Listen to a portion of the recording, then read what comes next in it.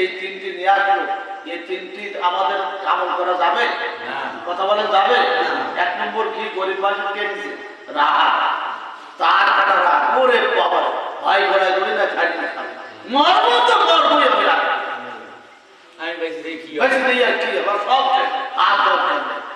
দুই নম্বর হলো কি বলেন তো, ভিখারির 1 টাকা পয়সা দিয়েছে, কেমন টিপলা বই দিয়ে 1 টাকা ভিক্ষা দেওয়া যায়। হ্যাঁ, জ্বালাই বাড়ি যদি বসে আছে বান্ধব ছেড়ে গেলে তারপর রাগ মহারাজ।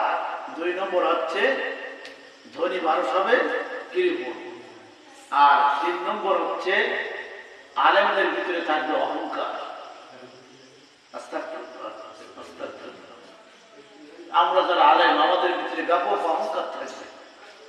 আমরা মানুষকে তোয়াক্কা করবো, ওরে বাবা আমি এই কোয়ালিটির মানুষ, আমাকে যাই তাই ব্যাপার, সবাই সালাম দেবে আমার, আমি কার সালাম দেবো? আবার আমি চেয়ারম্যান হবো, আমি কেন চেয়ারম্যান হবো? তুমি জীবনে কারো সালাম দাও না, সালাম না তুমি কারো হাত ঢুকি যায়, আমি চেয়ারম্যান দেবো সালাম দেবো? পরে যায় যারা সালাম দেয় না এদের ভোটও দেওয়া যায়, কারণ আপনার আগে শান্তি দিন, কথা বলে না, ওরা বলে আগে আপনার শান্তি দেয় নাই, তাহলে আপনার জন্য শান্তি দেয় নাই, ভোট পাওয়ার পরও আপনার শান্তি দেবে না। তাহলে আল্লাহ তাআলা বলেন পৃথিবীর মানুষ নামাজটা একটু ধীরে ধীরে পড়বা, ধৈর্য সহকারে নামাজ পড়বা, যত নামাজ লম্বা হবে তত তোমার ইবাদত আল্লাহর দরবারে কবুল হয়ে যাবে। একটু জোরে বলুন সুবহানাল্লাহ। নামাজটা কি একটু ধীরে ধীরে পড়তে হবে। আমার এক ভাই বললো যে আমি 4 রাকাত নামাজ 1 মিনিটে পড়তে পারি, তা 4 রাকাত নামাজে 1 মিনিটই পড়ো কি নামাজ হবে? কথা বলে না, নামাজ হবে? 3 মিনিটও যদি নামাজ পড়ে না, ওর পিছনে ফরজ নামাজ পড়া যাবে না, ও চাকরি সুবিধার্থে ও সুন্নাত করতেছে। কথা বলে না, এগুলো জেনে নেবেন। সব কথা সব জায়গায় দেওয়া যায় না, ওর ভিতরে আমল নাই, আখলাক ভালো নাই, ওর ব্যস্ত হয়ে গেছে খুব, এটা ব্যবসা, সে তার নিজের ব্যবসা মনে করে। এগুলো থেকে আল্লাহ তাআলা আমাদেরকে ইবাদত করবে। জোরে বলুন আমিন। যে কথাটা তো বলতেছিলাম, ইব্রাহিম আলাইহিস সালাম আল্লাহর কাছে বলেন হে আমাদের রব, যাতে তারা নামাজ কায়েম করে একটু সুযোগ করে দাও। এবার আল্লাহ তাআলা বলছেন ফালাম্মা বালাগা ফালাম্মা আসলামা ওয়া তাল্লাহু লিল জামিন ওয়া নাদাইনাহু ইয়া ইব্রাহিম قد صدقت الرؤيا إنا كذلك نجزي المحسنين। আল্লাহ তাআলা বলেন ইব্রাহিম আলাইহিস সালাম যখন আমি আল্লাহ আমার কাছে দোয়া করলেন, দোয়া করার সঙ্গে সঙ্গে আমি আল্লাহ তাআলা এত বেশি পছন্দ করলাম, আমি বললাম ইব্রাহিম তুমি যাও তোমার বিবির সঙ্গে দেখা করবা, তোমার সন্তানের সঙ্গে দেখা করবা, কিন্তু পাথরের উপরে পা কান দিবা, আর পাথরের উপরে পা রেখে তোমার স্ত্রী তোমার জন্য সেবা করবে, এবং তুমি মক্কাতুল মুকাররমা সাফা মারওয়া পাহাড়ের মাঝখানে চলে যাও। ওখানে এত বড় বাজার হয়ে গেছে, মিনা বাজার হয়ে গেছে, লাখ লাখ মানুষ বাজার ঘাট হচ্ছে, ব্যবসা বাণিজ্য করছে, তুমি চলে যাও। ইব্রাহিম আলাইহিস সালাম দেখেন হাজার হাজার মানুষ, কেউ বা কৃষ্ণা বলতেছে, কেউ বা দুম্বা রাখতেছে, কেউ বা গরুর মাংস খাচ্ছে, এত সুন্দর পরিবেশ দেখে ইব্রাহিম আলাইহিস সালাম আল্লাহ আমি কোন জগতে আছি? আল্লাহ তাআলা বলেন ইব্রাহিম তুমি আমার কি জগতে আছো, যে জগৎটা দুনিয়ায় আমি আল্লাহ তাআলা ভূস্বর্গ বানিয়েছি। একটু জোরে বলুন সুবহানাল্লাহ। ভূস্বর্গটা হচ্ছে বেশি দূরে নয়, আমাদের বাংলাদেশ থেকে সামনের দিকে চলে যেতে হবে, বর্ডার থেকে পার হয়ে মাত্র 1612 মাইল, নাম তার জম্মু কাশ্মীর, যেটাকে বলা হয় ভূস্বর্গ। এই ভূস্বর্গে ইব্রাহিম আলাইহিস সালাম বিবি হাজরার সঙ্গে দেখা করেছিল, আর ইসমাইল জবিহুল্লাহর সঙ্গে দেখা করেছিল, আর বলেছিল আল্লাহ কিয়ামত পর্যন্ত এই কাশ্মীরের জমিনে ফল ফসল বরকত দান করে দাও।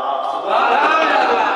ইব্রাহিম আলাইহিস সালাম যে দোয়াটা করেছিল ওই দোয়া কবুল হয়েছিল, সেই জায়গাটার নাম হচ্ছে 10 মুহররম।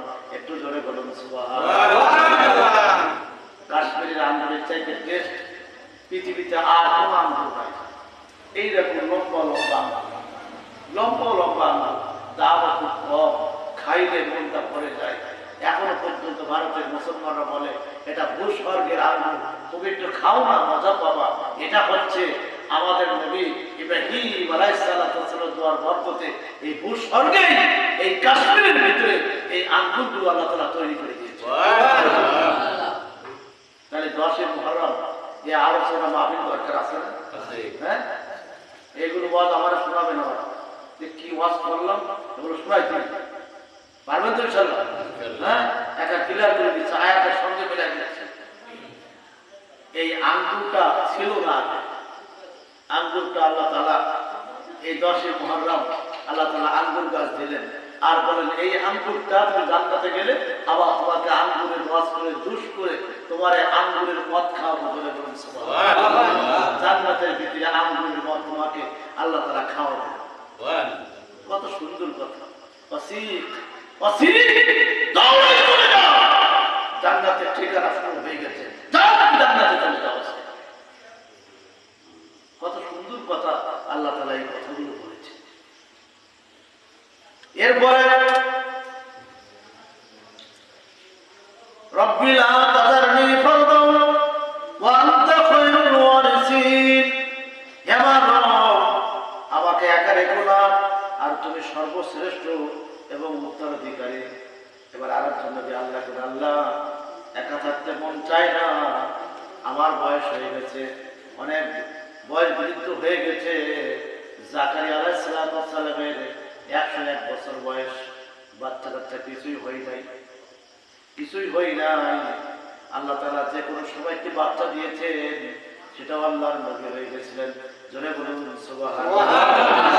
জাকারিয়া আলাইহিস সালাম হঠাৎ করে জানতে পারলেন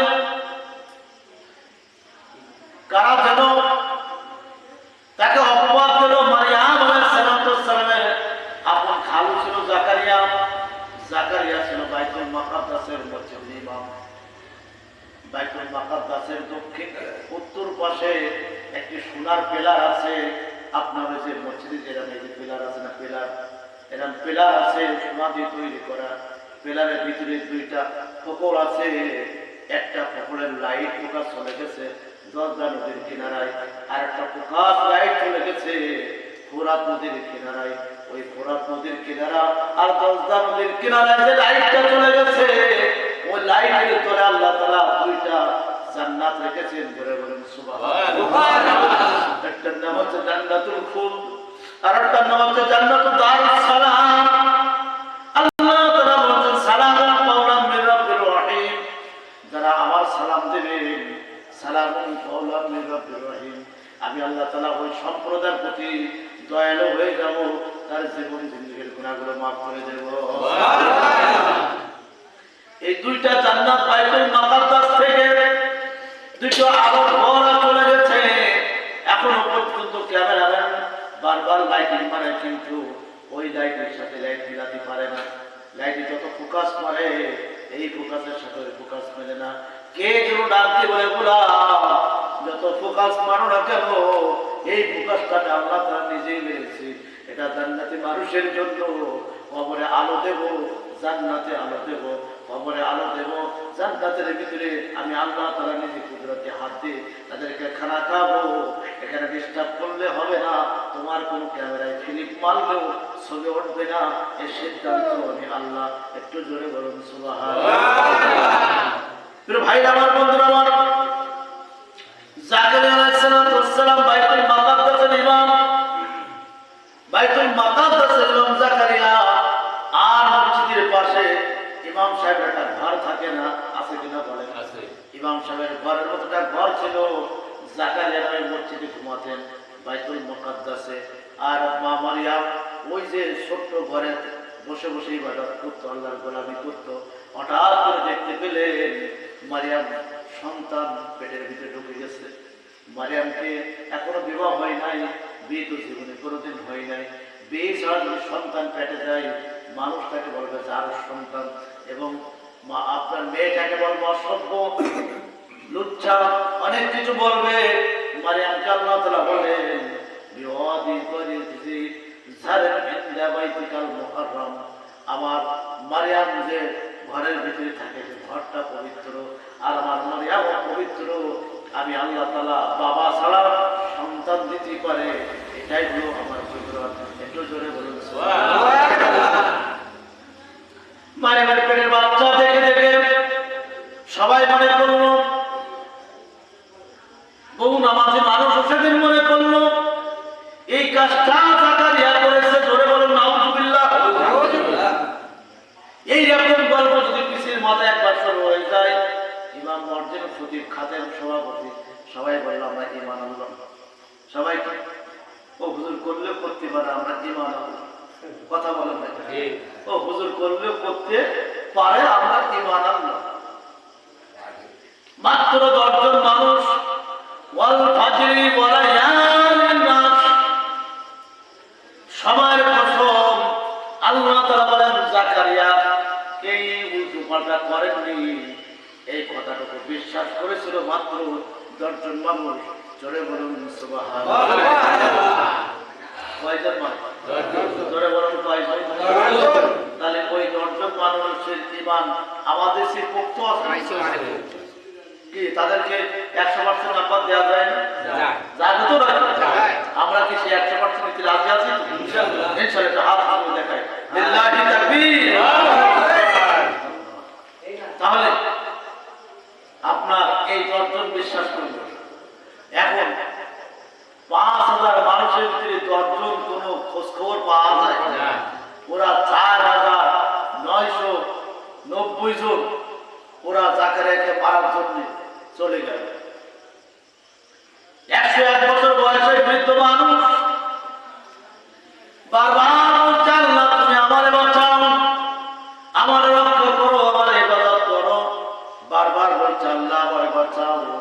এই বলতে বলতে হঠাৎ করে সামনে যেই দেখে একটা বট গাছ। কি দেখে বলেন?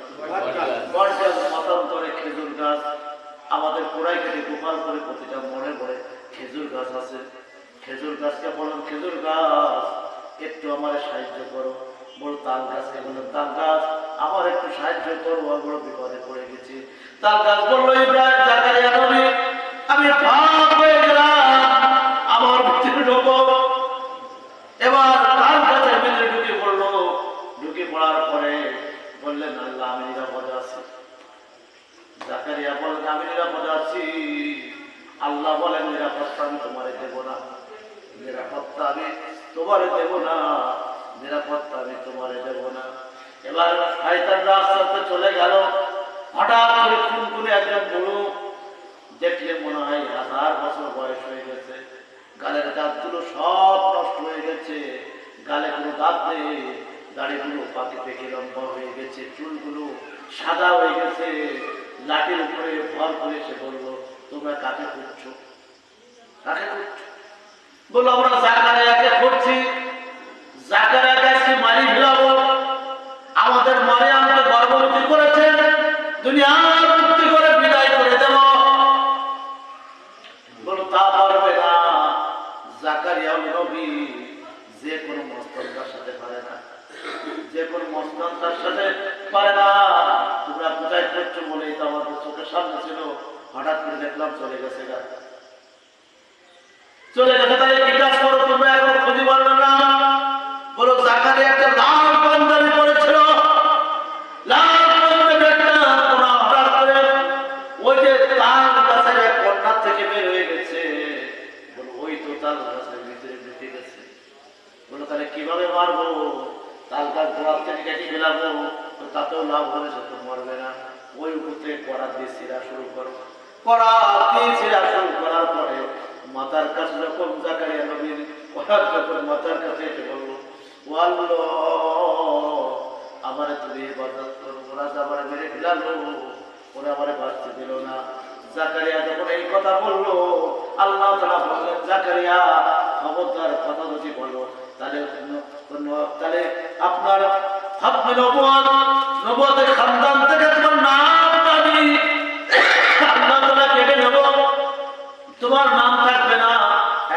থাকো, মুখ বন্ধ রাখো।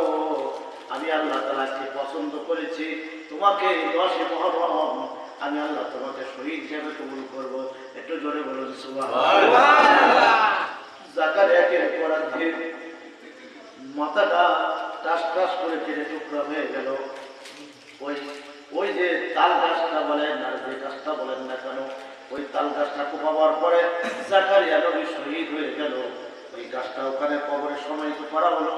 এখনো পর্যন্ত বাইতুল মুকাদ্দাসের দক্ষিণ পাশে যেখানে ইসরায়েল দখল করে আছে, ওখানে জাকারিয়া নবী আলাইহিস সালাতু ওয়াস সালামের কবরটা ওখানে পর্যন্ত আছে। একটু জোরে বলুন সুবহানাল্লাহ। এর ভাই আমার, বন্ধুরা আমার, গত 20 তারিখের সমাবেশের সকালবেলায় সকাল 7:10 বিশ্ব বরেণ্য আলেম মিজানুর রহমান আজাদের সাথে আমার তো ছোট্টবেলায় কথা হলো। ঢাকাতে একসাথে বসলাম। উনি বললেন, আমি যখন জাকারিয়া নবীর কবরের পাশে যখন দাঁড়িয়ে থাকি, আমার চোখ দিয়ে বেলকুল পানি পড়ার বলে, আল্লাহ, জাকারিয়া নবী দিনের জন্য কোন কষ্ট করলো, আমি তো কিছুই করতে পারি নাই। করলো আল্লাহ গো, দিনের কাজটা যেন ভালোভাবে করতে পারি, আল্লাহ তুমি আমারে মাফ করে দাও। তারা দিনের জন্য এত কষ্ট করেছে, এত বেহাত করেছে, মিথ্যা মিথ্যা করে মিথ্যা, সেই মিথ্যাকে জীবন দিয়ে